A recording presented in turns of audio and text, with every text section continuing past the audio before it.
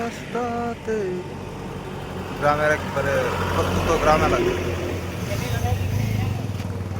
প্রত্যন্ত গ্রাম এলাকা, অনেক সুন্দর ভিউটা। আসলে আমি এমন একটা জায়গায় দাঁড়িয়েছি আপনাকে দেখাতে পারতেছি না।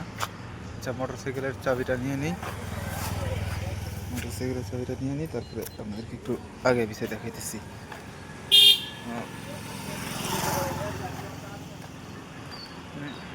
সাটালি মসজিদ, সূর্যের কিরণটা সেই লাগতেছে না?